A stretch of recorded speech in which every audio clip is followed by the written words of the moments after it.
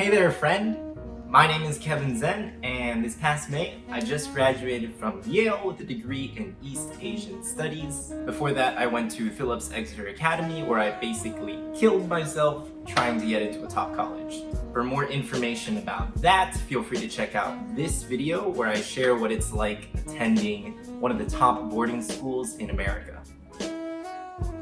Today, I'll be running you through my stats, extracurriculars, as well as offering some helpful advice specifically geared for you broke boys and girls out there.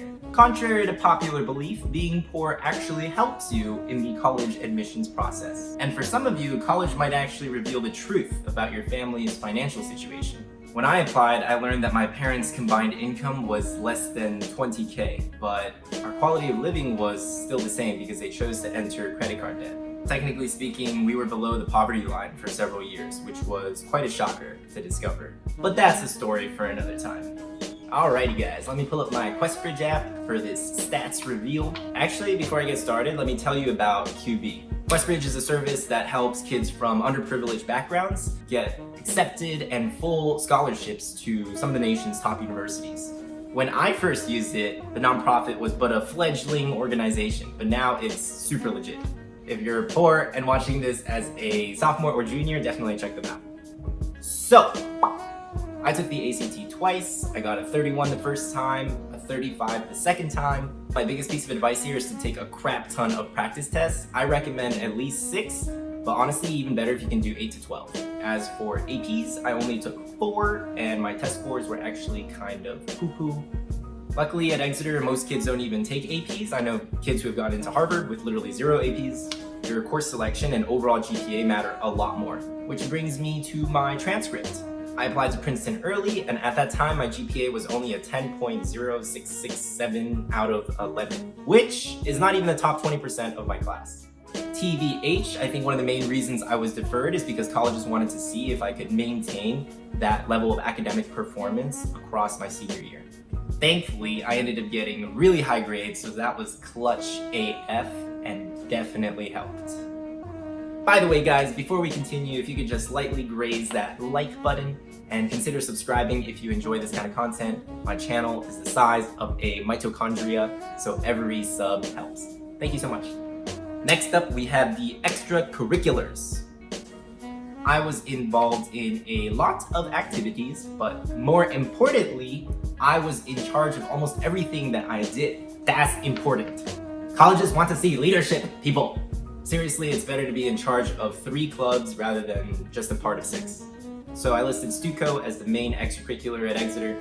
Getting involved in Stuco there is a really big deal. My year, everyone who was a part of the executive board got into Yale, and I think student council presidents for basically the last decade have all gotten into top 10 universities.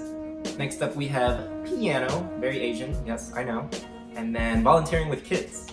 This is a good one. It proves that I'm an empathetic person, and I actually spent a lot of time in my supplementary essays talking about what it was like volunteering with those kids. I'll share that in another video.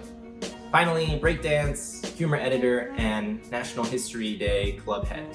Combined, these 3 took less time than piano, but they're nice. They prove that I am not a stereotypical Asian nerd, and I have a personality.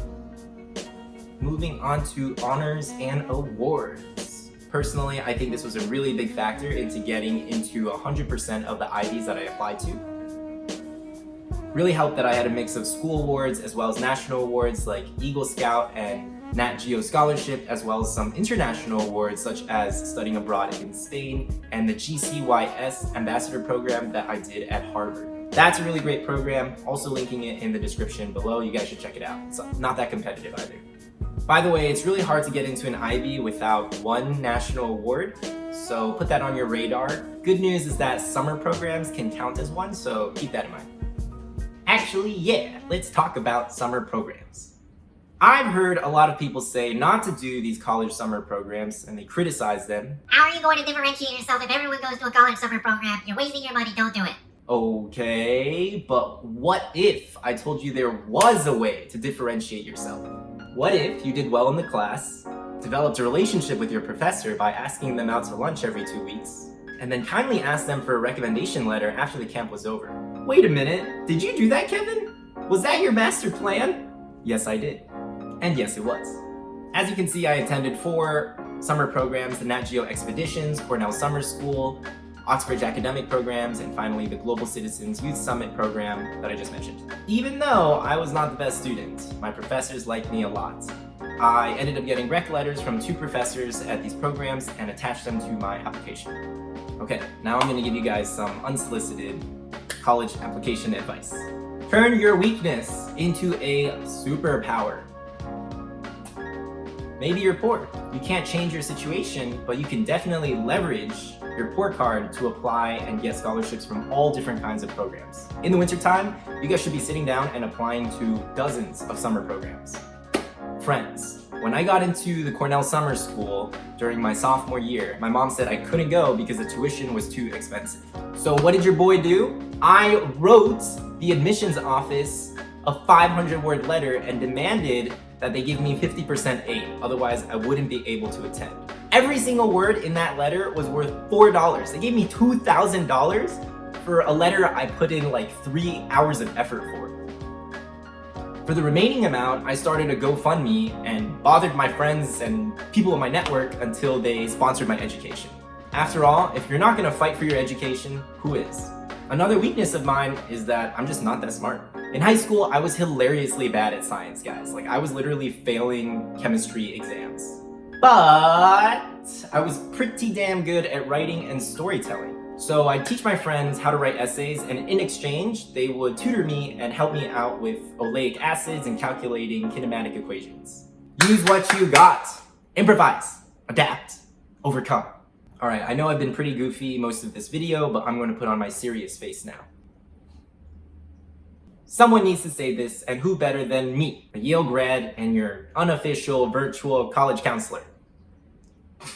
Repeat after me. I have what it takes to get into a top 20 university. Don't let anyone tell you otherwise, whether it's your friends, your family, your teachers. Guys, my parents laughed at me when I told them I would go to Princeton. They were like, Ivy League school. And I'd be like, yeah, Mom, actually I do know my odds. They're 2.3 out of 100. But you know what? I still applied. Because if I hadn't applied, my odds would have been 0 out of 100. Crazy how that works. Real talk though, even if you don't get into your dream school during your senior year, you can go to a lesser school and transfer out during your 2nd or 3rd year. Let's say you attend a 4-year state college, you can go to your dream school, Columbia, Stanford, for graduate school, which, by the way, matters way more than your undergrad. I personally know people who were literally at Miami-Dade Community College and transferred to Brown and Yale. And I also know people who just graduated from a state school, saved money, and are now doing their PhD at Columbia or Stanford. The journey ends when you guys give up. Don't give up. This video is coming to a close, but I have one more piece of good news. Up until the point where I reach 1,000 subscribers, I will be giving out free consultations for college advice at the following link. This is a special offer limited to students who have never taken a course with me before. I'm trying to expand my reach and obviously help new people. Guys, the reason I made this YouTube channel is because I made tens of thousands of dollars tutoring during quarantine, and I felt bad that I was only helping rich kids get farther ahead. So now I want to give back. If you're watching this and preparing for the college application process, I want you to know that I'm on your side. I am rooting for you.